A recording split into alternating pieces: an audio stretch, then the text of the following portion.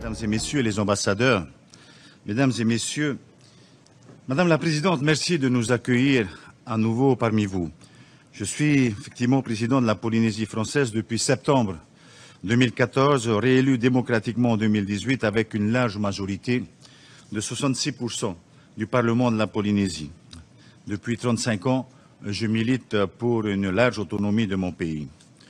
En octobre 2016, j'étais à cette tribune pour la première fois.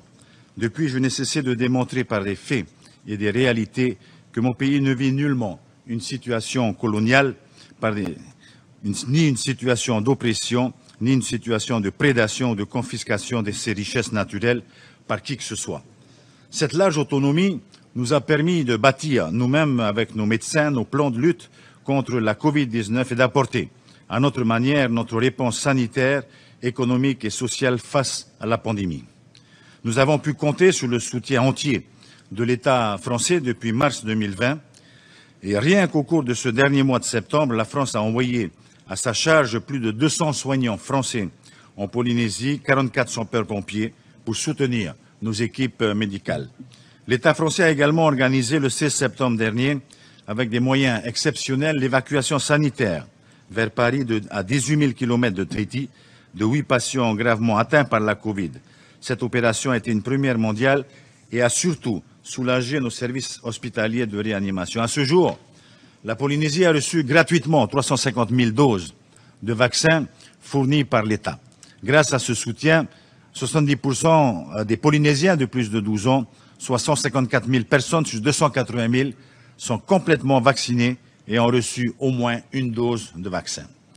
Sur le plan économique et financier, plus d'1 milliard de dollars US ont été mobilisés en 1 an et demi par le gouvernement de la Polynésie à hauteur de 30% et par l'État français à hauteur de 70% afin de soutenir les entreprises et les familles polynésiennes durant cette période de crise.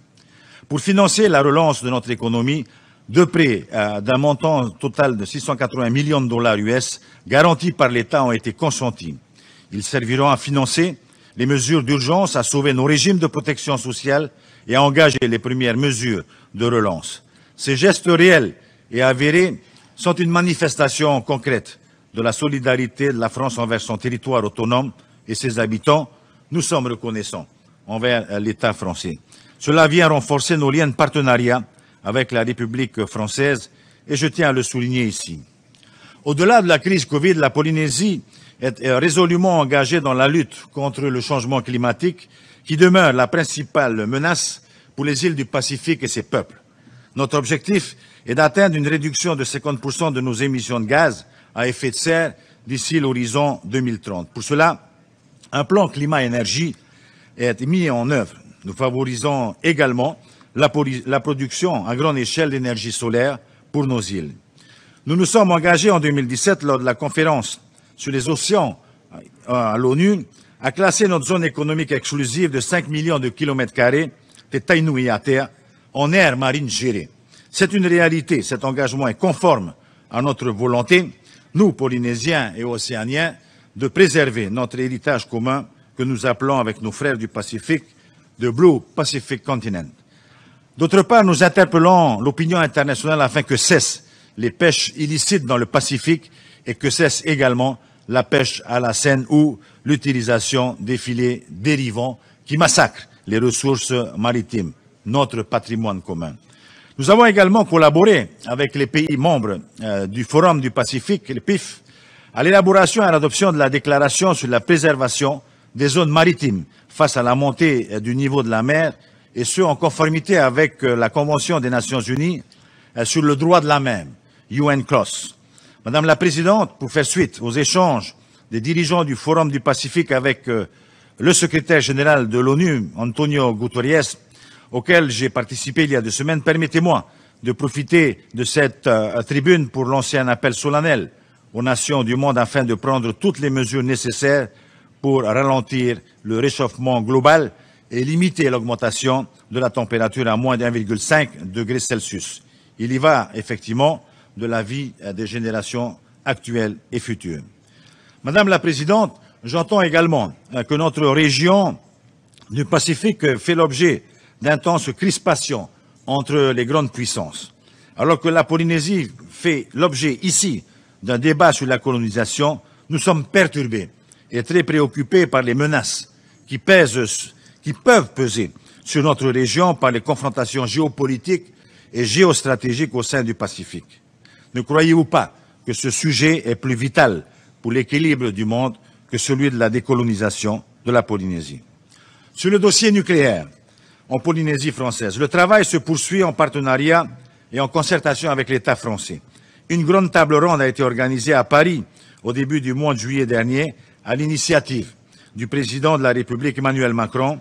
Cette table ronde était intitulée « Justice et vérité sur les essais nucléaires en Polynésie ». Ainsi, des annonces ont été faites par le président de la République sur notamment l'ouverture des archives et sur l'indemnisation des victimes avec un meilleur suivi de leur dossier. L'État français et la Polynésie ont la volonté commune de répondre aux attentes des Polynésiens sur ce sujet. Enfin, mon pays s'engage sur les objectifs de développement durable et intègre dans ses politiques publiques. Notre rapport a fait l'objet d'une transmission au secrétariat général de l'ONU et à l'unité de décolonisation avec le souhait qu'il soit pris en compte dans le cadre de nos travaux. Aussi, je souhaiterais qu'un paragraphe dans la résolution consacrée à la Polynésie française y soit consacré, afin de faire état de l'adhésion de mon gouvernement à l'agenda 2030 de développement durable de l'ONU. Madame la Présidente, chers membres de l'ONU, vous l'avez compris, la Polynésie française est un pays jouissant d'une large autonomie au sein de la République française. Mon pays, doté d'une autonomie financière, prend en main son destin et son développement économique et social. Il participe avec conviction aux enjeux régionaux et globaux communs. Aujourd'hui, mon peuple désire conserver ce statut particulier de large autonomie au sein de la République française, statut qui nous confère suffisamment de compétences pour forger notre avenir comme bon nous semble.